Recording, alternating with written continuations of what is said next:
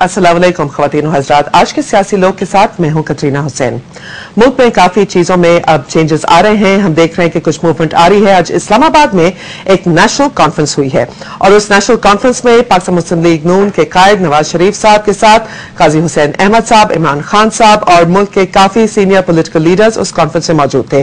उन्होंने बात की लॉन्ग मार्च और धरने के हवाले से और अदलिया की बहाली के हवाले से, लेकिन उसके साथ साथ हमें यह भी इत्तला मिली है, आपने खबरों में देखा होगा कि असफंदियार वली खान साहब और मौलाना फजल रहमान साहब ने आज मुलाकात की है मियां नवाज शरीफ साहब के साथ। इसके बारे में भी हम बातचीत करेंगे। आइए आपका मेहमानों से मैं तारुफ कराती हूं। आज हमारे स्टूडियो में पहले मेहमान हैं मखदूम जावेद हाशमी साहब। आप सीनियर वाइस प्रेसिडेंट हैं पाकिस्तान मुस्लिम लीग नून के और MNA हैं।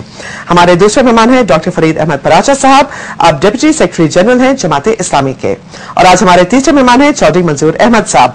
आप पाकिस्तान पीपल्स पार्टी के सेंट्रल एग्जीक्यूटिव कमेटी के मेंबर हैं। आप तीनों का बहुत बहुत शुक्रिया कि आज आप प्रोग्राम में शिरकत कर रहे हैं। और मैं शुरू करूंगी मखदूम साहब नेशनल कॉन्फ्रेंस के हवाले से, जहां पे आपकी जमात ने और मियां नवाज शरीफ साहब ने बहुत वाज़ेह तौर पे कहा कि आप लोग लॉन्ग मार्च पे शिरकत करेंगे और सिर्फ अदलिया की बहाली एक रास्ता बन सकती है जिससे सूरत हाल नॉर्मल पे आ सके। लेकिन हमें यह भी पता है कि आप शायद उस मुलाकात में शामिल थे जो बलोचिस्तान के CM के साथ शहबाज शरीफ साहब की मुलाकात हुई थी, और हमें बताया जा रहा है कि वहां पे शहबाज शरीफ साहब ने कोई 3 पॉइंट्स ये थे कि इससे रेकंसिलिएशन हो सकती है, लेकिन ये हमें पता नहीं है कि ये 3 पॉइंट्स क्या थे और किस किस्म की बातचीत हुई रईसानी साहब के साथ। रईसानी साहब के साथ वो सबसे पहले तो हमने उनका शुक्रिया अदा किया। उन्होंने मेहरबानी की। बलूचिस्तान का जो सूबा है हमारे लिए अहम तरीन सूबों में से है और वहाँ के नुमाइंदा और पीपल्स पार्टी के भी वो नुमाइंदा हैं, वो बतौर ख़ास आए तो एक मफाहमती ज़रिया अख्तियार करने पर हमने उनका शुक्रिया अदा किया। और जो पोलिटिकल बातचीत है उसके अंदर वही बात थी जो शहबाज शरीफ साहब ने कह दी है मुख्तलिफ मौक़ों पे, और उसे जिसमें यही था कि उन्होंने कहा कि हमारा ज़ाती कोई एजेंडा नहीं है, ना हम ये कह रहे हैं कि कोई हमें कोई ऐसा इक़्तिदार में हिस्सा चाहिए या कोई और चाहिए, लेकिन जो फार्मूला हमारा आपस में तय हुआ था उसमें बुनियादी बात वही अदलिया की बहाली की है। और अगर उस तरीके से मामला चल पड़ते हैं और फिर गवर्नर रूल जिस तरीके से लगाया गया वो उसके खुद चीफ मिनिस्टर साहब भी पब्लिकली भी कह चुके हैं और उस मीटिंग में भी उन्होंने कहा कि गवर्नर रूल को कोई जमहूरी ज़हन भी कभी बतौर एजाज़ पेश नहीं कर सकता और उसको दिफा भी नहीं किया जा सकता गवर्नर रूल का किसी जमहूरी ज़हन के आदमी से। तो ये तकरीबन यही 25 फरवरी का आज भी नवाज शरीफ साहब का था कि अगर 25 फरवरी की पोजीशन बहाल कर दी जाए तो चीजें मामूल पे आ सकती हैं। तो क्या ये भी एक आप लोगों की डिमांड है कि किसी तरह डिस्क्वालिफिकेशन को खत्म की जाए? इसी के 25 फरवरी को तो डिस्क्वालिफिकेशन हुई थी। जी देखिए, डिस्क्वालिफिकेशन के ऊपर भी साफ ज़ाहिर है कि हमारा तो उसमें ये भी था इत्तेफाक से, जिस वक्त ये तय हुआ था कि फेडरेशन हमारे बुनियाद पर वो खुद सुप्रीम कोर्ट में जाने को तैयार हैं। उस गुफ्तगू में मैं शरीक था। यूसुफ गिलानी साहब प्राइम मिनिस्टर थे और लॉ मिनिस्टर भी वहाँ पे मौजूद थे, खुर्शीद अली शाह साहब भी वहाँ पे मौजूद थे, रजा रबानी साहब भी थे और चौधरी निसार अली भी। उसमें ये उन्होंने कहा था कि हमारी तरफ से अटार्नी जनरल पेश होगा। अब जब अटार्नी जनरल ने जाके ये कह दिया, हिमायत कर दी अहमद रजा कसूरी के दलाइल की, और इत्तफाक से कसूरी साहब भी चौधरी मंजूर साहब के शहर के हैं, तो इसलिए इनको पता है कि भुट्टो साहब के ऊपर भी उनके बड़े एहसान आते हैं कसूरी साहब के, और अब नवाज शरीफ साहब के ऊपर भी उनको भी जुडिशल मर्डर के लिए भी उनकी ज़रूरत थी, और अब इस वक्त फिर जुडिशल पॉलिटिकल मर्डर के लिए भी उनकी ज़रूरत महसूस हुई, जिसमें हैरान कुन बात होती है कि पीपल्स पार्टी को नवाज शरीफ को डिस्क्वालीफाई करने के लिए क्या क्या पापड़ पेलने पड़े मुझे तो इसलिए एक चीज मुझे जल्दी से बता दें मखदूम साहब कि आपके 3 डिमांड्स में से अगर डिस्क्वालिफिकेशन हटा दी जाए, गवर्नर रूल हटा दिया जाए तो और अदलिया की बहाली ही एक पॉइंट रह जाए तो आप लोग लॉन्ग मार्च और धरने से पीछे हट जाएंगे?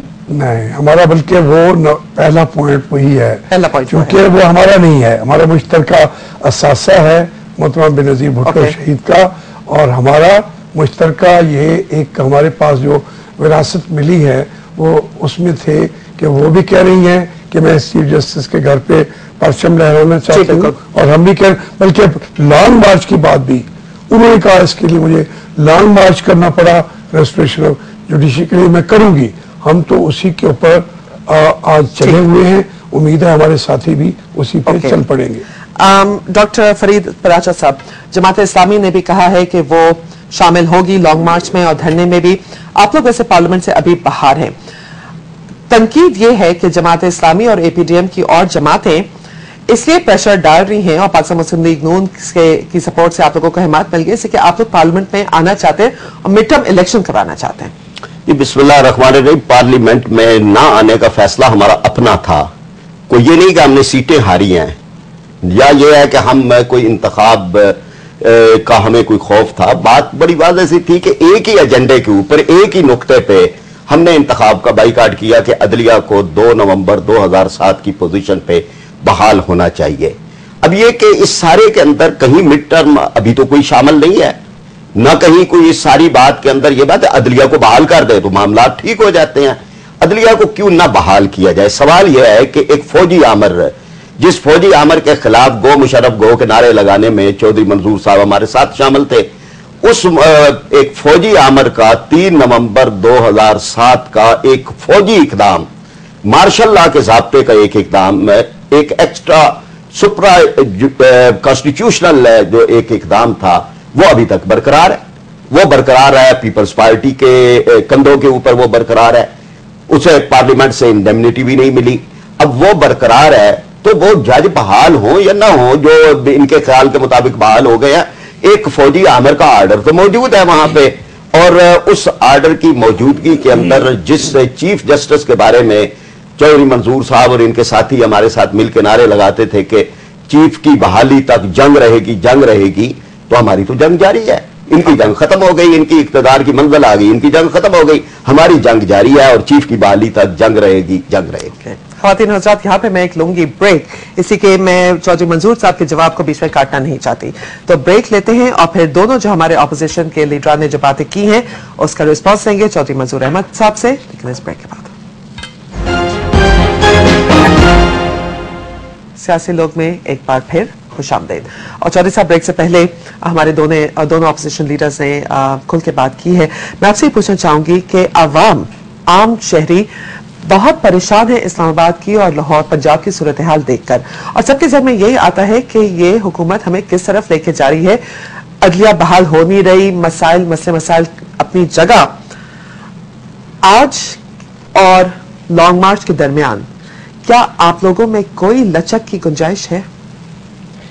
पहले तो मैं आपका शुक्रिया अदा करता हूं कि आपने बड़ी मुद्दत के बाद कुछ दोस्तों के साथ बिठाया है, और साथ ही मुबारकबाद भी देना चाहता हूं कि एक बार फिर एपीडीएम या आईजीआई के तरस का एक और अलायंस बनने जा रहा है, जिसकी आज जरा शिकायत होगी, लेकिन जिसकी जरा इब्तदाई मीटिंग हुई है।